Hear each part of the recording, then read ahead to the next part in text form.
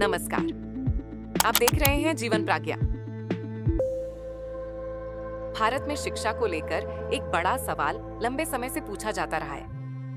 क्या हमारी शिक्षा व्यवस्था बच्चों को केवल नौकरी के लिए तैयार कर रही है या उन्हें जीवन के लिए भी तैयार कर रही है? इसी सवाल का उत्तर देने के लिए आई नई शिक्षा नीति 2020, जिसे NEP 2020 कहा जाता है। लेकिन सवाल यह है, असल में बदलेगा क्या? और यह बदलाव हमारे बच्चों, शिक्षकों और समाज को कैसे प्रभावित करेगा? आइए सरल भाषा में समझते हैं।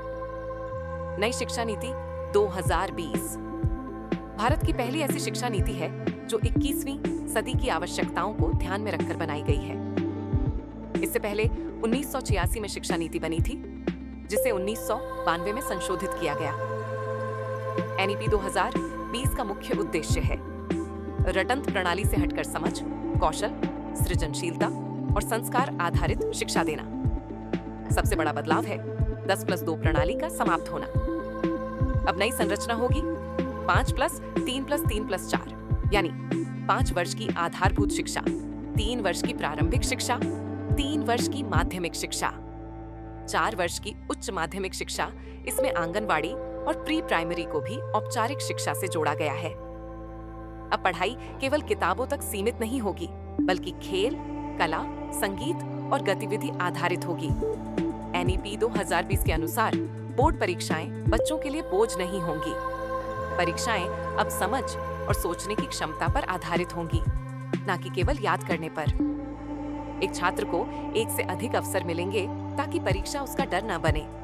नई शिक्षा नीति का एक महत्वपूर्ण पहलू है मातृभाषा में शिक्षा।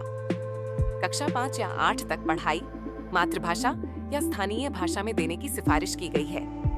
इसके साथ ही योग, आयुर्वेद, भारतीय दर्शन और भारतीय ज्ञान परंपरा को पाठ्यक्रम में स्थान दिया गया है। ये शिक्षा को जड़ों से जोड़ने का प्रयास है। अब कॉलेज और विश्वविद्यालयों में एक ही विषय में बंधे रहने की मजबूरी नहीं होगी। मल्टीपल एंट्री और एग्जिट की सुविधा होगी। यदि कोई छात्र बीच में पढ़ाई छोड़ता है तो भी उसे प्रमाण पत्र या डिग्री मिलेगी। शोध, नवाचार और कौशल अब शिक्षा के केंद्र में होंगे। नई शिक्षा नीति मानती है कि शिक्षक राष्ट्र निर्माता होता है, इसलिए शिक्षक प्रशिक्षण को और अधिक मजबूत किया गया है। लेकिन केवल नीति से बदलाव नहीं आएगा। इसके लिए शिक्षकों, अभिभावकों और समाज सभी को मिलकर प्रयास करना होगा।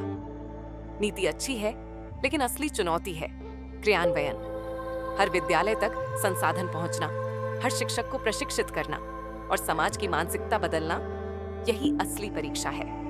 नई शिक्षा नीति 2020 केवल एक सरकारी दस्तावेज नहीं है, ये एक अवसर है भारत की शिक्षा को ज्ञान प्लस कौशल प्लस संस्कार से जोड़ने का। लेकिन ये तभी सफल होगी जब हम सभी इस परिवर्तन का हिस्सा बने। आप क्या सोचते हैं? कमेंट में जरूर बताइए।